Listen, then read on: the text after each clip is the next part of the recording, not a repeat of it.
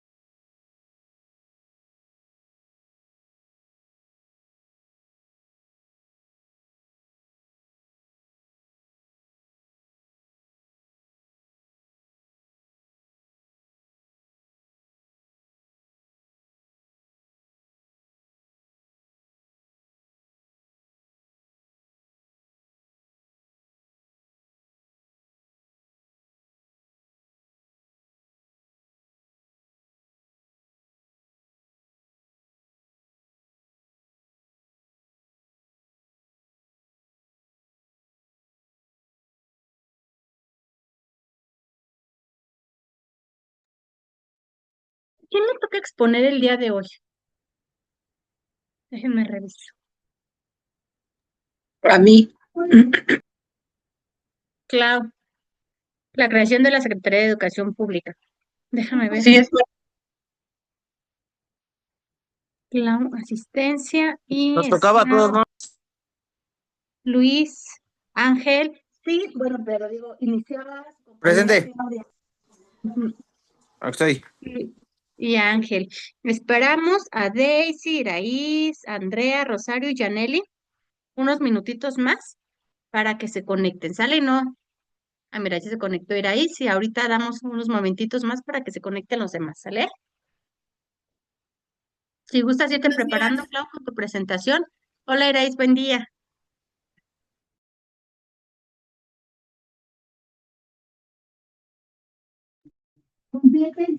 Sí, ya la tengo. Perfecto, unos minutitos más, 2, 3 minutitos más y comenzamos, mi vida.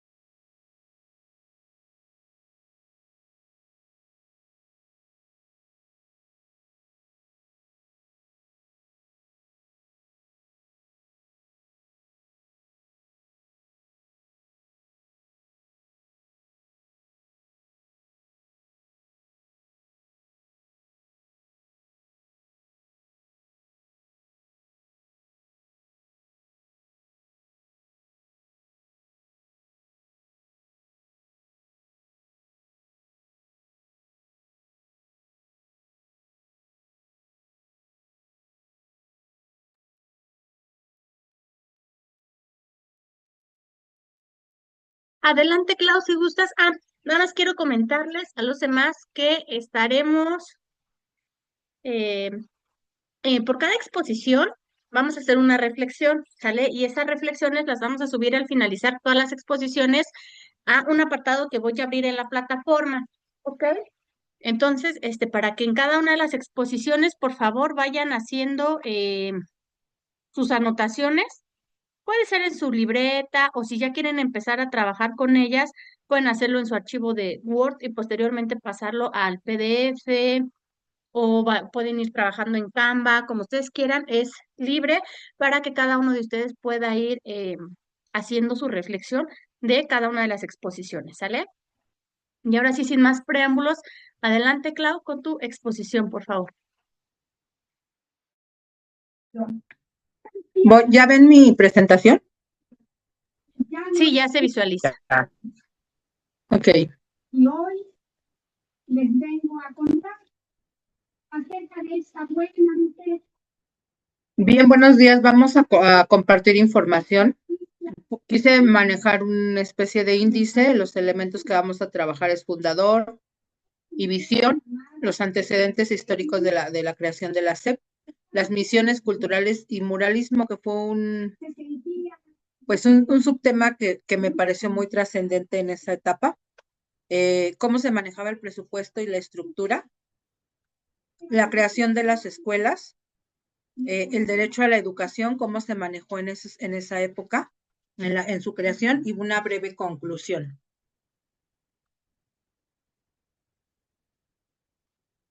Bueno, en relación al fundador, la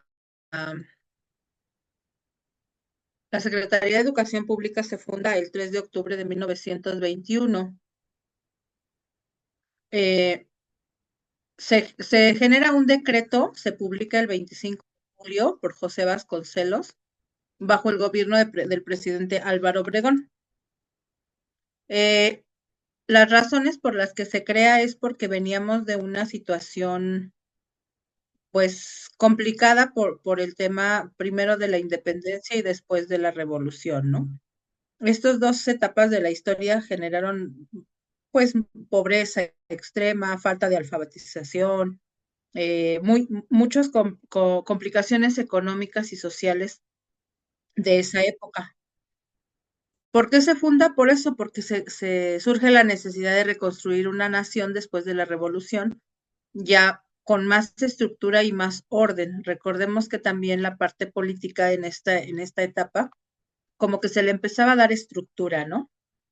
Y entonces, pues José Vasconcelos considera, básicamente también por ciertas influencias de alguna manera extranjera, se dan cuenta que el alfabetizar, el crear escuelas, el brindar la oportunidad de educación, pues mejora en gran medida las condiciones económicas de un país. La primer visión de la SEP la genera Vasconcelos y dice que se requiere una revolución educativa y basa o construye esta educación en tres pilares. Primero, la creación de bibliotecas, le da importancia a las bellas artes y busca crear una identidad nacional, rescatando las raíces a través del muralismo. Él piensa que educando a la población a través de la lectura, pues se va a generar una mejora a nivel general en la población, ¿no?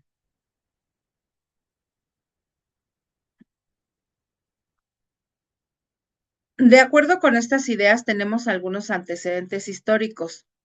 En la Constitución de 1917 se suprime o se quita la Secretaría de Instrucción Pública y Bellas Artes, y entonces a razón de ello, como se quita, dicen, bueno, necesitamos a alguien que continúe con el tema de la educación, y se crea después la Secretaría de Educación Pública.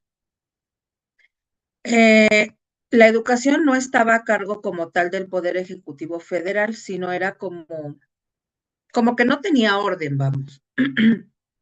Y para entonces, para 1920, ya se empieza a generar una estructura donde la educación pasa a manos del gobierno federal.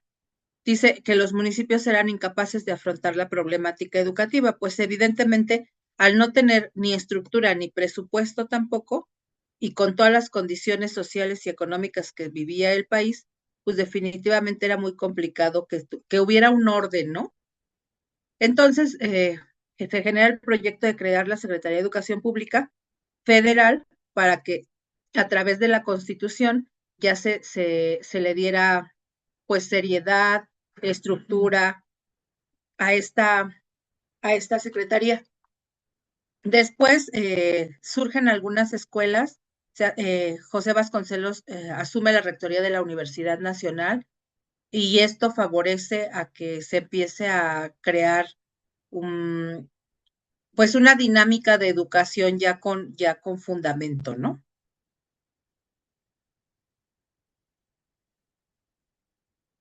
Algo importante que sucede en esta parte de historia es que se empiezan a enviar lo que ahora conocemos, ¿verdad? Los desayunos escolares. Y bueno, la idea fundamental es que también la parte de alimentación se considere en ese momento por las condiciones económicas que estaban ocurriendo. Denme un momento, por favor.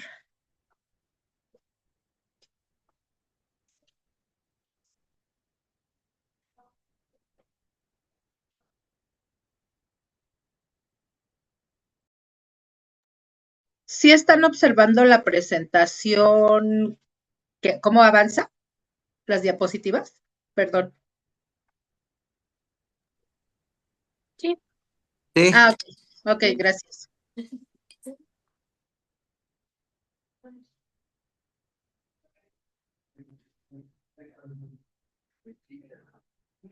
En relación al tema de cómo se estructuró, hay una parte que le dio importancia a José Vasconcelos que le llamaron misiones culturales y muralismo.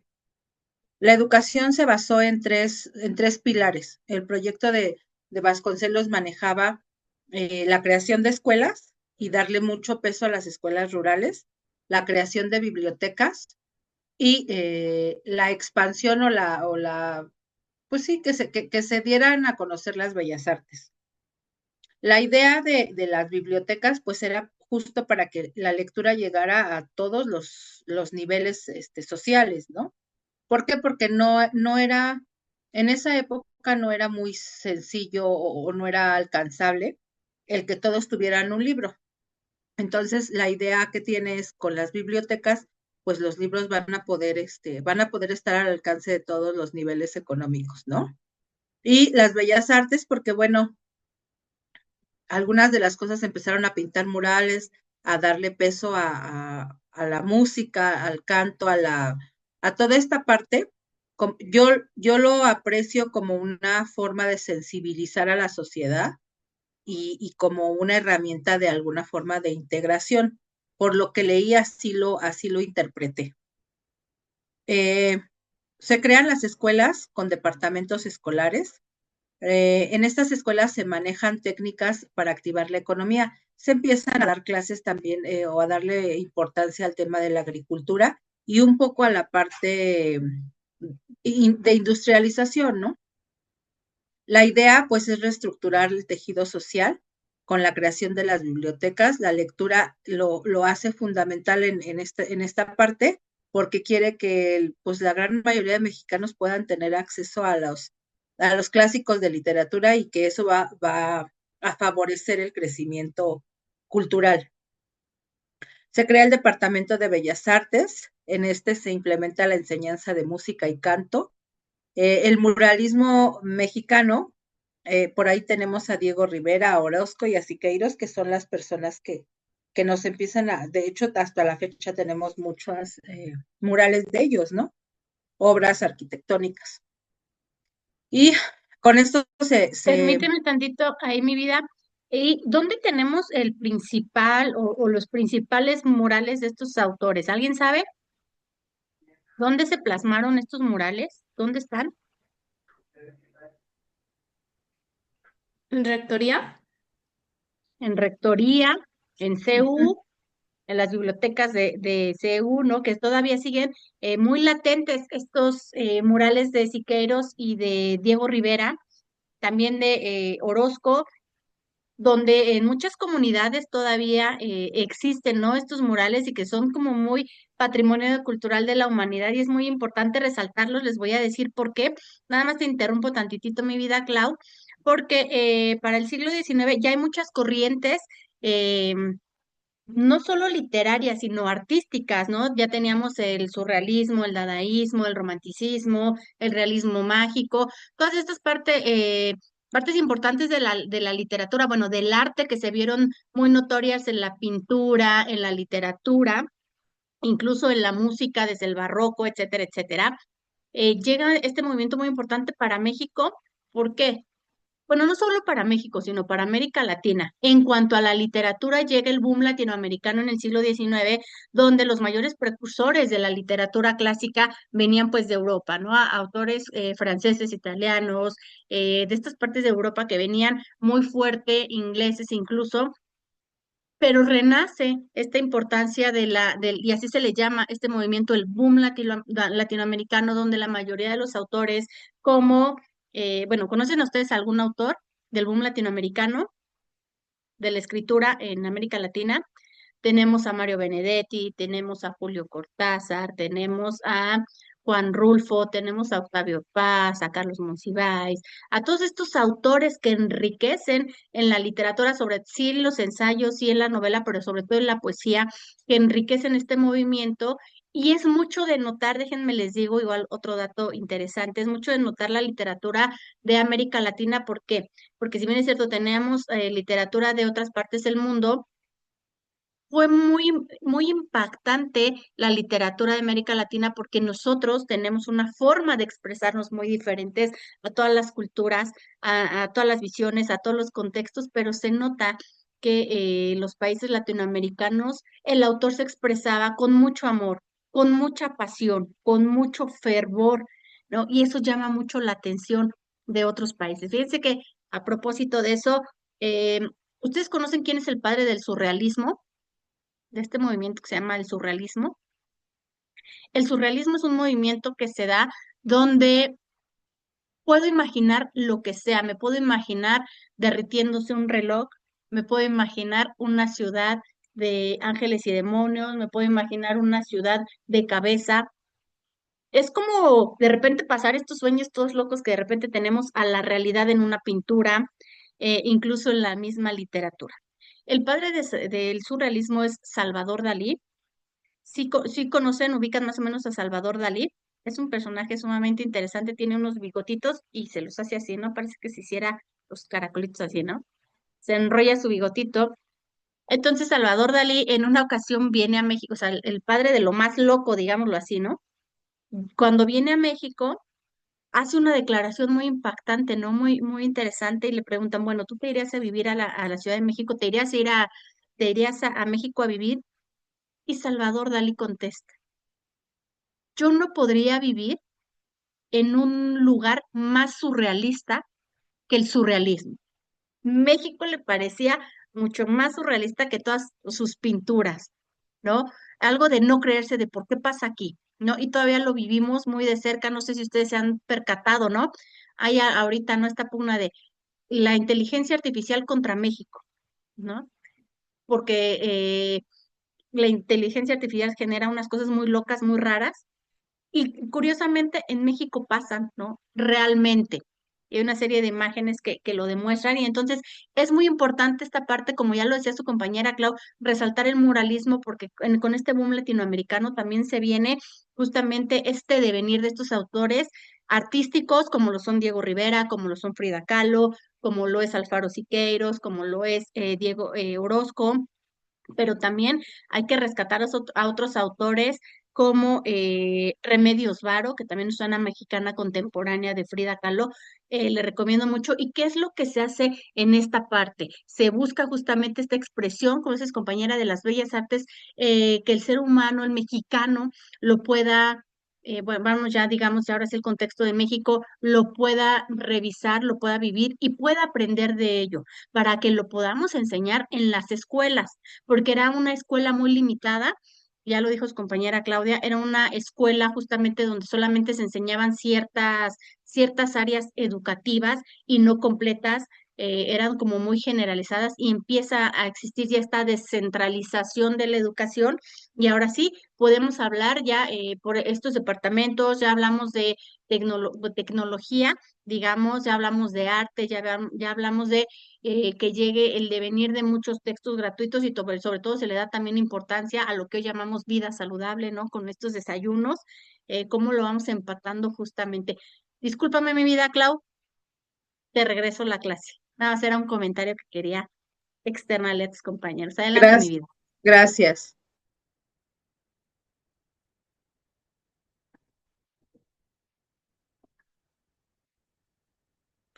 Bueno, y en relación al tema económico, digamos, cómo se manejaba el presupuesto, cómo se manejaba la estructura de la SEP, tenemos que, bueno, en primer término, el gobierno federal fue quien empezó a manejar este presupuesto y empezó a generar o a administrar los gastos de la Secretaría de Educación Pública. Sí apoyado con el gobierno del estado, sí, pero les asignaba pues justo eso, ¿no? Un presupuesto que estaba destinado, como hoy lo sabemos, que estaba destinado para la educación. Hoy los municipios les asignan determinada cantidad para mejoras en las escuelas, etcétera. Y en este caso, el gobierno federal, desde entonces, el gobierno federal empezó a llevar esa administración.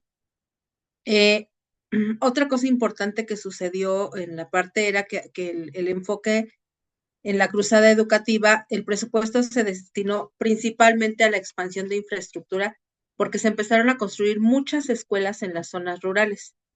Justamente, pues en las zonas rurales había todavía, pues en determinado momento, mucha pobreza, ¿no?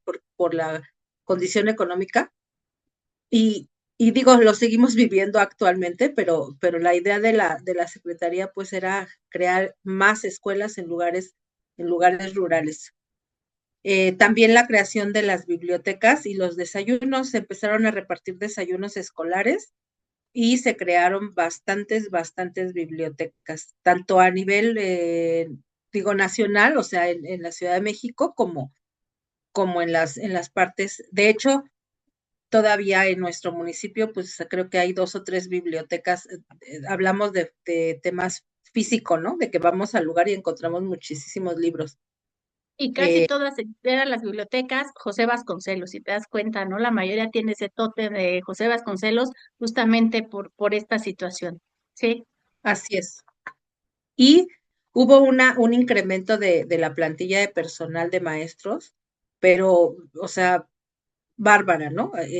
Manejan que había 9,560 maestros y en ese entonces, pues, más de duplicarse, ¿no? Llegaron a 25,312 en 1921, o sea, fue una cantidad, un crecimiento, pues, bastante considerable, ¿no? En la creación de escuelas dice que desde la Dirección General se crearon instituciones, les comento, algunas de las escuelas que fueron creadas en esa época, no solo hablamos de escuelas primarias, digamos, sino también se crearon algunas escuelas, como les comentaba, el tema de industrializar un poco y de preparar a las personas para ser económicamente activas. Entonces se creó la Escuela de Ferrocarriles, la Escuela de Industrias Textiles, la Escuela Nacional de Maestros Constructores, la Escuela Tecnológica para Maestros, que después se convirtió como tal en la normal, la Escuela Técnica de Artes y Oficios, la Escuela Nacional de Artes Gráficas. Había una escuela técnica de taquimecanógrafos, yo creo que a algunos nos tocó todavía ir a la secundaria y que nos dieran taquimecanografía. Escuela Hogar para Señoritas, Gabriela Mistral. Todas estas instituciones se crearon en esa época. Además, existían otras 88 escuelas de índole técnico, industriales, mineras, se enseñaban agricultura y este tipo de oficios. 17 de ellas eran particulares, los demás correspondían al gobierno federal y estatal, ¿no? En la política educativa oficial se propuso la ampliación de la infraestructura y extensión de la educación así como la elevación no solo de la calidad, sino de la especialización. Aquí nos enfrentamos a que pues empiezan a generarse personas preparadas para ciertas áreas, ¿no? Entonces, al especializar al alumnado, digo, aunque no es como actualmente sucede esa especialización, pero ese es el comienzo de empezar a generar ya la parte de crear carreras, ¿no? Carreras profesionales. En cuanto a la ley, el derecho a la educación, en el artículo 26 de la Constitución, el Estado organiza la planeación democrática. Esto ya lo voy a trasladar un poquito a la parte actual y por ahí del 2000, bueno, en 1993 hay un plan nacional en el Plan Nacional de Desarrollo se genera un proyecto educativo y después se vienen actualizando cada determinada época. Se hace un programa sectorial de educación. En esta parte les estoy hablando del 2022, que se hizo ese programa. En este programa se reconoce derechos a la no discriminación, ya viene como tal en ciertos artículos al derecho a la educación de gozar con beneficios de desarrollo para la ciencia y la innovación tecnológica, el derecho al acceso a la cultura y a la cultura física y a la práctica del deporte. O sea, ya como cosas más específicas en relación a los derechos de la educación, no solamente vas a la escuela como a estudiar español y matemáticas, sino algunas otras actividades más, como una educación más integral. En la estructura actual tenemos 6 objetivos prioritarios que establece la SEP, 6 metas para el bienestar y 12 parámetros de seguimiento. Aquí hablamos ya un poco parte de la nueva escuela mexicana, pero a razón de la misión, la visión y los objetivos de la Secretaría de Educación Pública.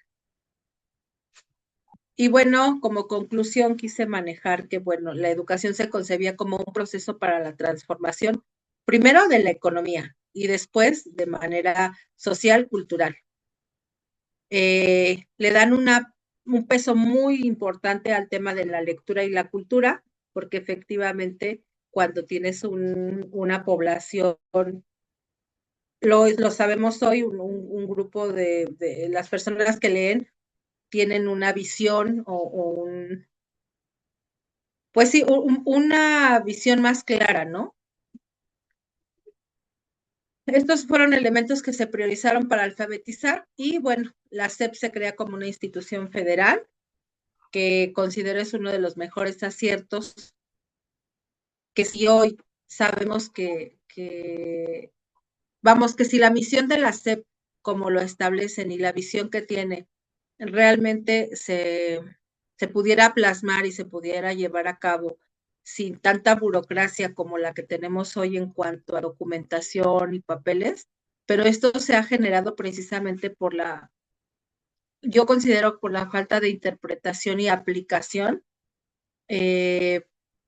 a nivel medio en el sentido de propiamente la aplicación de los docentes, ¿no? Y entonces con este tema, pues la SEP de pronto quiere generar como apretar un poquito más, pero al final del día esto genera, yo considero un poco más de complicaciones porque te ponen a hacer más cosas, ¿qué puedo decir? Documentales y demás, y a veces pues las cosas prácticas son diferentes, ¿no?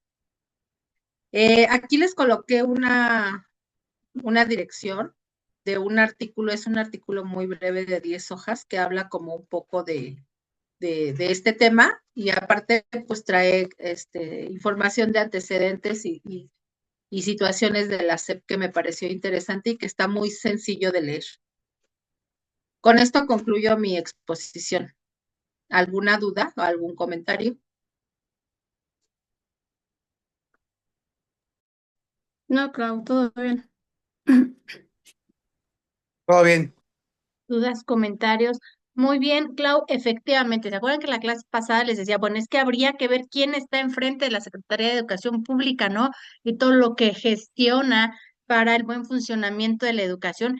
Para mí fue revelador justamente la creación de la Secretaría de Educación Pública llevada de la mano de José Vasconcelos, que de verdad promovía el arte, la cultura, las tradiciones, la forma de educar de una forma ya descentralizada, donde el alumno aprendía artes también, pero también aprendía lectura, pero también aprendía matemáticas, pero ¿qué crees que también aprendía esta parte importante de la educación física, donde hay una materia, no sé si ustedes ya la llevaron o la van a llevar, que se llama psicopedagogía de la motricidad, que tanto tiene que ver que el alumno pueda realizar estos ejercicios de activación física? ¿Por qué son importantes? Tiene mucho que ver con el aprendizaje, con el conocimiento, y viene manejado obviamente por muchas etapas, desde que nace, empieza a palpar, empieza a ver el infante, empieza a gatear, empieza a caminar, esta parte de la coordinación, la motricidad fina, la motricidad gruesa, que tiene que ver directamente con la pedagogía, y ya es, como dices, compañera, este derecho no solo a la educación de asistir,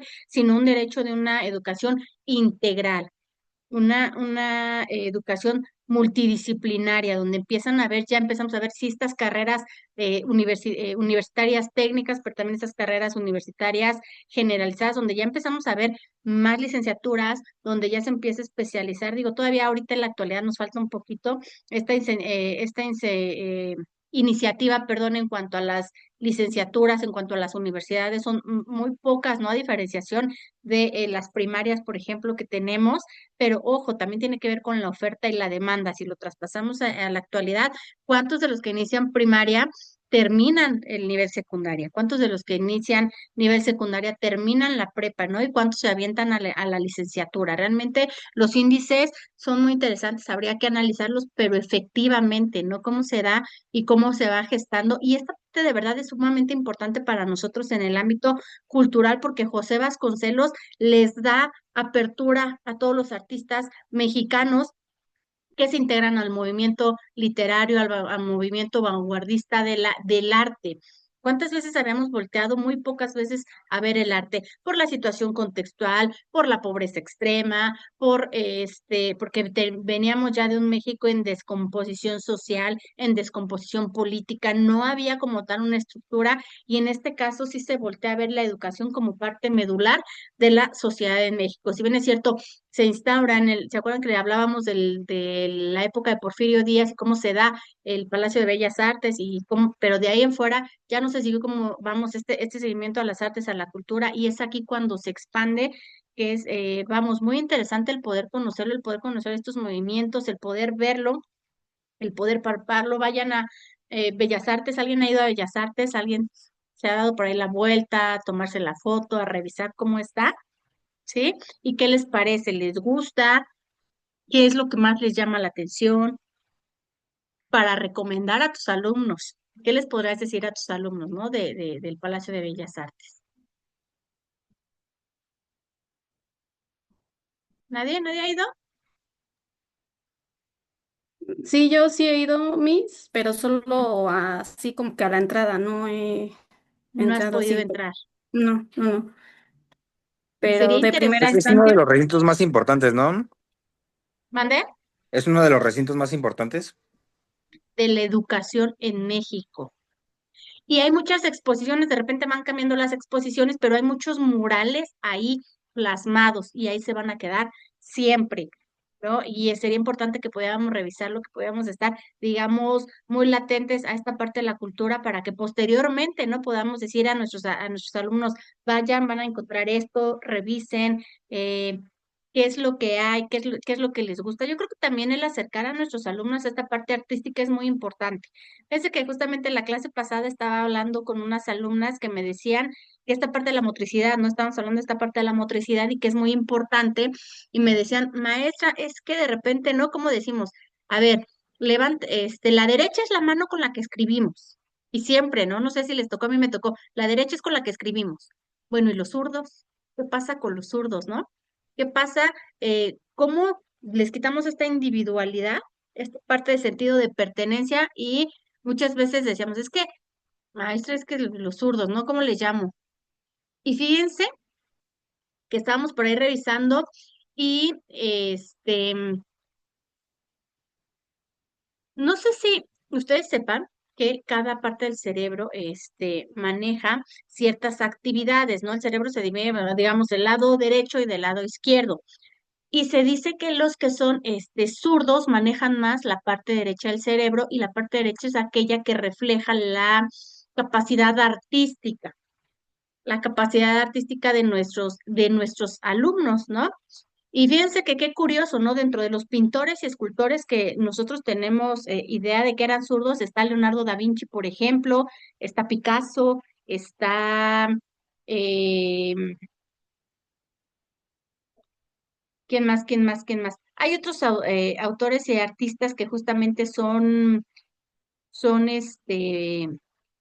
zurdos y desarrollaron más justamente esta parte, digamos, artística, ¿no? Y se le empieza a dar este empuje a estos artistas. Y sí, también hablábamos anteriormente de Sor Juana Inés de la Cruz, ¿no? Que fue una de las poetisas más importantes, no solo de México, sino del mundo entero y que es reconocida en muchas partes del mundo. Así como nosotros reconocemos a otros autores, por ejemplo, a Franz Kafka, por ejemplo, a, ¿qué otros autores reconocemos? A Benedetti, sí, a Pablo Neruda, Karl Marx, por ejemplo, que cada uno en sus áreas también reconocen mucho a Sor Juana Inés de la Cruz. Entonces él empieza a dar, ahora sí, este auge y empieza Rosario Castellanos posteriormente. ¿Qué otros autores mexicanos conocemos? A ver, ayúdenme. ¿Qué autores mexicanos conocemos?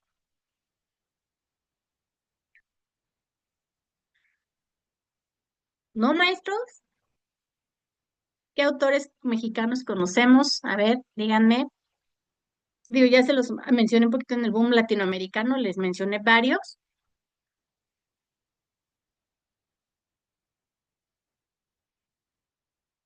Octavio Paz. Paz, ¿Saben con qué Octavio Paz, con qué texto gana el Premio Nobel de la Paz?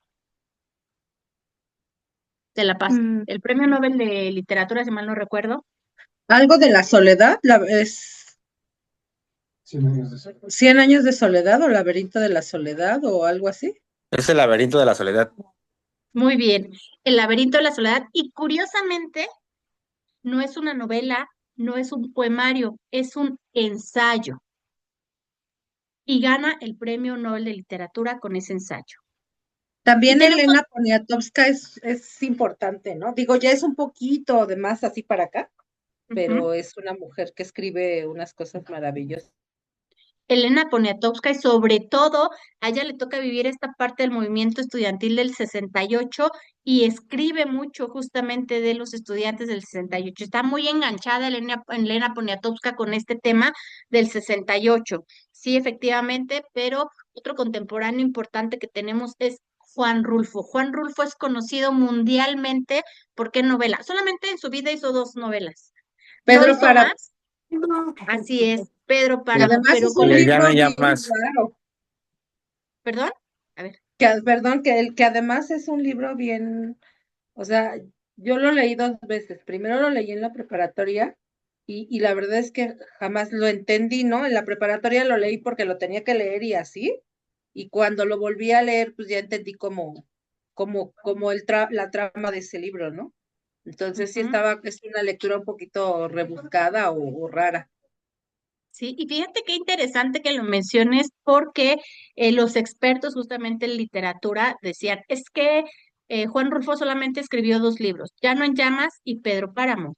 Pedro Páramo, y con esas dos obras le alcanzó para inmortalizar la literatura mexicana de Juan Rulfo, este realismo mágico, podríamos llamarlo de esta forma que maneja en las dos novelas, pero obviamente tuvo más impacto Pedro Páramo porque tiene que ver con un contexto netamente mexicano. Es como si habláramos, por ejemplo, de J. Travel con Macario, ¿no? Que igual Macario ha sido, déjenme les digo, orgullosamente traducida en al menos 19 idiomas y tiene una gran importancia la película de Macario en todo el mundo porque refleja la cultura mexicana, el Día de Muertos, que para muchos es una cuestión extraña y para nosotros es cotidianamente tradicionalista y normal, para otro mundo está asombrado. Eso hace Pedro Páramo en su trayecto y es considerada, fíjate, nada más una de las mejores novelas que está hispanoamericanas en todo el mundo. Ángel, habías hecho un comentario, perdón, creo que por ahí se traspasó la palabra, sí, Ángel. Sí, era igual la de Pedro Páramo y el Llano en Llamas, era nada más lo que quería decirle. Sí, correcto, ¿no? Y es importante, maestros, conocer, porque a lo mejor tú me dices, no, es que yo me especializo en matemáticas, no, es que yo voy a ser maestra de inglés, no, es que yo voy a ser maestra de preescolar, pero es importante, maestros, el poder, ya lo dijo José Vasconcelos, mientras más libros tengas a tu alcance y más lecturas tengas, vas a tener un mejor manejo de la información y por tanto vas a poder describirle a tus alumnos esta parte cultural que es muy importante y forma parte de nosotros. Yo les decía a mis alumnos, bueno, ¿cómo nos ven muchas veces en otros países? En otros países estamos vistos como México, sí, México narcotráfico, México violencia, México drogas, México el Chapo, ¿no? México el Señor de los Cielos, México Enrique Peña Nieto y hasta ahí, el de los memes, ¿no? Pero ¿cómo yo le puedo explicar a este extranjero que México no es solo eso, porque sí es, ¿no? O sea, quisiera yo tapar el sol con un dedo diciendo que no es, sí, por supuesto es, porque es parte también, por desgracia, parte de la cultura, este movimiento del narcotráfico, de la violencia, lo que acaba de pasar, ¿no? Por ejemplo, es parte importante, ¿no? De revisar también en la cultura mexicana, pero también cómo le explico que México es Bellas Artes, que México es Siqueiros, que México es Remedios Varo, que desde mi perspectiva, la verdad, es mucho mejor pintora que Frida Kahlo, cada quien tendrá su opinión, y cómo le digo que es Frida Kahlo, cómo le digo que es Siqueiros, cómo le digo que México es el mariachi, cómo le digo que México es la comida, cómo le explico que México es Pedro Páramo, cómo le explico que México también es hay esta película que ahorita ya se me fue, Ah, Macario, que es el hay Día de Muertos. otro autor que también a los maestros nos ayuda muchísimo, que es Juan José Arreola, que tiene unos Hay el cuentos maestro Arreola, por ejemplo. bastante interesantes y bueno, vale la pena leerlo en determinados grados, ¿no? Igual Jaime Definitivo. Sabines, pues para enamorados, ¿no? Exacto, como yo le decía a mis alumnos, ¿quieres enamorar a alguien? No, pues sí, maestra, deme el tip, ¿cómo le hago? Y no sé qué, ¿no? Le digo, ¿qué haces? O sea, ya te sientes en la mesa, te le quedas viendo ¿y qué le dices? ¿Qué onda? ¿Quieres una caguama? Le digo, no, por favor, no. Ponte a leer, ¿no? Imagínate declamando a Gustavo Adolfo Bécquer. ¿Qué es amor? ¿Qué es amor? Me preguntas tú cuando clavas tu pupila sobre las mías. Y tú me preguntas qué es amor. ¿No? Y un sinfín de poemas, el poema número 20 de Pablo Neruda, Corazón Coraza de Mario Benedetti, pero ¿cómo podemos incentivar a nuestros alumnos si a nosotros tampoco nos gusta? Y es la realidad de la educación en México. No de todos, pero sí, digamos, un 50%, no nos gusta leer, no nos gusta la poesía, no nos gusta el arte, no encontramos el arte en ningún lado. Y entonces sería muy importante, ¿no? Que pudiéramos explotar toda esta parte que sí es México. Entonces yo les decía, ¿cómo le quieres explicar que México no es eso si ni siquiera nosotros sabemos lo que es México y lo que representa culturalmente? Y lo que hace José Vasconcelos es, yo creo, la parte, o sea, medular justamente de estas expresiones artísticas, yo creo que ahí nace algo que se llama multidisciplinariedad, no lo manejan, nunca lo ven de esta forma, pero desde mi perspectiva, José Vasconcelos trabaja estos aspectos multidisciplinarios que hacen del ser humano estudiante un mejor profesionista porque domina no solamente las técnicas de las matemáticas, de las ciencias, de la lectura, de las artes, de la educación física, del cuidado y del bienestar personal. Y es ahí cuando se empieza a abrir ya este mundo tan interesante de la educación. Maestros, habría que definir en qué momento siguió avanzando, creció o se vino para abajo este plan multidisciplinario que propone José Vasconcelos, ¿no? Y todas las bibliotecas de repente que ya están olvidadas, ¿qué pasó con esos libros? O sea, ¿qué pasó con todo esto que ya se tenía ya se tenía como este avance? Incluso ya había bibliotecas digitales, pero díganme, ¿cuántos de nuestros alumnos las revisan en la actualidad? ¿Qué tanto revisamos un libro? Ya todo está, elabórame esta actividad, contéstame esto, hazme un ensayo, ¿no? Ya no queremos leer. Incluso en la licenciatura, déjenme les digo, una alumna que me dijo, maestra, ¿y si hago mi tesis con ChatGPT? Dije, no sé, este, inténtalo, ¿no? A ver qué te sale, ¿no? Pero el hecho de que tú ya quieras que todo sea elaborado me habla justamente de cómo la educación se ha ido transformando, no sé si para bien o para mal, maestros, ustedes ya me lo dirán en su determinado momento, y por eso es que quiero que hagamos estas exposiciones para irlas revisando, para que me digan en qué momento viene la fractura de la educación o en qué momento viene este aumento educativo en cuanto al sistema, en cuanto a la malla curricular. ¿Qué es lo que pasa, no? ¿En qué momento se perdió? Porque ahorita no sé si es multidisciplinaria el hecho de juntar los campos formativos, no sé la intencionalidad, si está funcionando o no está funcionando, qué está pasando justamente en la educación. Pues muy bien, Claudia, te agradezco mucho la exposición. ¿Alguien tiene alguna duda, alguna pregunta para su compañera? No, No, Perfecto. Entonces, van haciendo por favor la reflexión de la clase del día de hoy y la para ya posteriormente irla juntando y nos vemos la siguiente clase con la exposición. ¿A quién le toca exponer? Déjenme ver quién es el número 2. creo Voy, que voy, yo, voy, Miss. voy. Iraíz, el sexenio de Gustavo Díaz Ordaz, ¿no? Pedazo de momento para la educación en México. Ya vamos a ver si va en declive o va en aumento justamente la educación, ¿no? Y ahí ahora sí entra, ya lo decía su compañera Claudia, Elena Poniatowska, porque es importante esta escritora y de qué es de lo que nos habla también, ¿no? Puedes hablarnos un poquito de ello también, puedes explayarte, pueden utilizar algunos videos, no tengo ningún inconveniente, pueden hacer las exposiciones como ustedes quieran. Muy bien, Claudia, muy buena exposición. Abarcaste los temas, yo creo, de forma concreta, importantes que tenían que abarcarse muy bien. Y entonces, sin más por el momento, me despido. Voy a subir por ahí unos apartados ya en la plataforma para que puedan ir subiendo ya también sus exposiciones, para que las tengan ya ahí. ¿Sale? ¿Dudas, preguntas? ¿Nadie? Que no. tengan un excelente fin de semana. Profesora, para esta evaluación, ¿subimos solamente la exposición o también va a ir la reflexión? No, para esta evaluación va a ir tu exposición y va a ir el video que ustedes realizaron de su época o momento favorito de la historia. Ah, ok, gracias. Con gusto. ¿Alguna otra duda, alguna otra pregunta? ¿No? Ya los dejo descansar, que tengan un excelente fin de No, semana. todo bien, Miss. Muy bien, cuídense, nos vemos en la Gracias, siguiente igualmente. clase. Bye. Bye.